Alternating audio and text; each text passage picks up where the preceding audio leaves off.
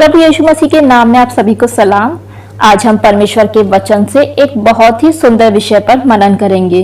यह है राजा दाऊद का परमेश्वर का भवन बनाने के लिए अपने मरने से पहले बहुत तैयारी करना। राजा दाऊद पहले एक चरवाहा था, फिर योद्धा बना और अंत में परमेश्वर ने दाऊद को इजराइल का राजा बनाने के लिए चुना। राजा दाऊद के जीवन में बहुत उतार चढ़ाव आए, लेकिन एक बात जो हमेशा उसके दिल में थी कि वो परमेश्वर से प्रेम और हर हाल में परमेश्वर के नाम की महिमा करता था। राजा दाऊद एक ऐसा व्यक्ति था जिसका हृदय परमेश्वर के लिए धड़कता था और उसने अपने जीवन के अंतिम दिनों में परमेश्वर के लिए एक मंदिर बनाने की इच्छा रखी, क्योंकि दाऊद जानता था कि परमेश्वर एक तंबू में रहता है, जबकि वो खुद एक सुंदर बड़े महल में रहता था। दूसरा शमूएल 7:2 में लिखा है, राजा ने नातान भविष्यद्वक्ता से कहा, देख मैं तो देवदारू के बने हुए घर में रहता हूँ, परंतु परमेश्वर का संदूक तंबू में रहता है। इजराइल के इतिहास में परमेश्वर का संदूक परमेश्वर की उपस्थिति का प्रतीक था और वो उस वक्त एक तंबू में रहता था जिसे मिलाप का तंबू कहते थे। दाऊद के मन में ये बात थी कि परमेश्वर को एक बड़ा और सुंदर भवन मिलना चाहिए। राजा दाऊद की ये बात हमें सिखाती है कि हमें भी परमेश्वर की महिमा करने और उसके राज्य को आगे बढ़ाने के लिए उत्सुक होना चाहिए। हमारे मन में भी परमेश्वर के भवन के लिए प्रेम और जुनून होना चाहिए। आगे हम देखेंगे कि यहोवा परमेश्वर ने दाऊद को अपना भवन को बनाने की अनुमति नहीं दी, क्योंकि राजा दाऊद ने बहुत से युद्ध किए थे और खून बहाया था। इसके बारे में हम पढ़ेंगे पहला इतिहास 22वां अध्याय 8 से 10, जहाँ लिखा है, परंतु यहोवा का ये वचन मेरे पास पहुंचा है कि तूने लहू बहुत बहाया और बड़े बड़े युद्ध किए हैं, सो तू मेरे नाम का भवन ना बनाने पाएगा, क्योंकि तूने भूमि पर मेरी दृष्टि में बहुत लहू बहाया है। देख, तुझसे एक पुत्र उत्पन्न होगा जो शांत पुरुष होगा और मैं उसको चारों ओर के शत्रुओं से शांति दूंगा। उसका नाम सुलेमान होगा और उसके दिनों में मैं इजराइल को शांति और चैन दूंगा, वही मेरे नाम का भवन बनाएगा। इस तरह से परमेश्वर ने राजा दाऊद की जगह उसके बेटे सुलेमान को चुना अपना भवन बनवाने के लिए।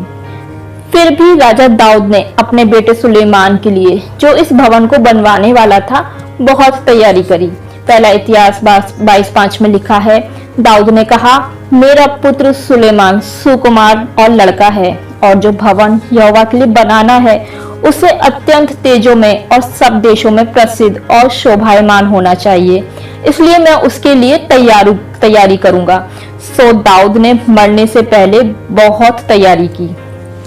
इस तरह से दाऊद ने अपनी सारी संपत्ति और शक्ति का उपयोग किया परमेश्वर का भवन बनाने के लिए। बाइबल हमें बताती है कि उसने सोने, चांदी, पीतल, लोहे, लकड़ी और पत्थरों को बड़ी बड़ी मात्रा में इकट्ठा किया। उसने अच्छे और निपुण कारीगरों को भी तैयार किया और परमेश्वर के भवन के निर्माण के लिए सारी योजनाएं खुद बनाई। राजा दाऊद का इस तरह से तैयारी करना हमें दाऊद का समर्पण दिखाता है। दाऊद ने ये नहीं कहा कि अगर मैं परमेश्वर का भवन नहीं बना सकता तो अब मैं कुछ नहीं करूंगा। इसकी जगह उसने अपनी सारी शक्ति और समर्पण के साथ परमेश्वर के भवन को बनाने के लिए तैयारी शुरू कर दी। हमें भी परमेश्वर के राज्य और उसके कामों के लिए समर्पित होना चाहिए और तैयारी करनी चाहिए, क्योंकि राजा दाऊद के जीवन से हम सीख सकते हैं कि परमेश्वर के राज्य के लिए कुछ करने के लिए तैयारी करना कितना जरूरी है। दाऊद ने केवल इच्छा नहीं की, बल्कि उसने सारी शक्ति से सारे संसाधन जुटाए, बहुमूल्य सामान इकट्ठा किया और सारी योजनाएं बनाई और लोगों को तैयार किया। हमारे आत्मिक जीवन में भी हमें तैयारी की आवश्यकता है, जो कि हम प्रार्थना के द्वारा कर सकते हैं, वचन को पढ़कर कर सकते हैं, क्योंकि जब हम इस तरह से तैयारी करते हैं तो परमेश्वर हमारी कोशिशों को सफल करते हैं। मत्ती के 5वें अध्याय के 1 से 13 वचन में भी 10 कुंवारियों का दृष्टांत देकर यीशु मसीह हमें तैयारी के बारे में ही सिखा रहे थे। उस दृष्टांत में 5 कुंवारियां तो समझदार थीं, जिन्होंने अपने दियों के लिए ज्यादा और अतिरिक्त तेल लेकर तैयार रखा था, जबकि मूर्ख कुंवारियों ने ऐसा नहीं किया था। और जब दूल्हा आया तो समझदार कुंवारियां जो तैयार थीं, वो तो दूल्हे के साथ विवाह के घर में अंदर गईं, जबकि मूर्ख कुंवारियां तेल खरीदने गईं और द्वार बंद हो गया। यह दृष्टांत मसीह यीशु के दूसरे आगमन के लिए हमारी आत्मिक तैयारी के महत्व पर जोर देता है।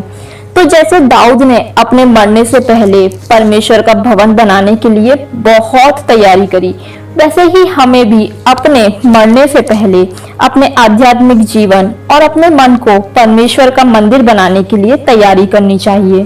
पौलुस प्रेरित पहला कुरिन्थियों 6:19 में हमें सिखाते हैं कि हमारा शरीर परमेश्वर का मंदिर है।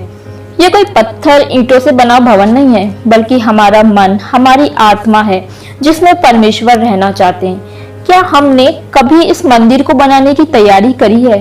क्या हमने कभी भी इस मंदिर की नींव मजबूत करने पर ध्यान दिया है? प्रभु यीशु मसीह ने भी अपने चेलों से कहा था यूहन्ना 14:2 में कि मेरे पिता के घर में बहुत से रहने के स्थान है, यदि ना होते तो मैं तुमसे कह देता, मैं तुम्हारे लिए जगह तैयार करने जाता हूँ। तो प्रभु यीशु मसीह हमारे लिए स्वर्ग में एक अनंत घर तैयार कर रहे हैं, परंतु क्या हम परमेश्वर के रहने के लिए उसका घर तैयार कर रहे हैं जो कि हम हैं? क्या हम प्रभु यीशु मसीह द्वारा तैयार किए गए उस अनंत घर में जाने की तैयारी कर रहे हैं? आज जरूरत है हमें अपने जीवन में इस बात को जांचने की और तैयारी शुरू करने की।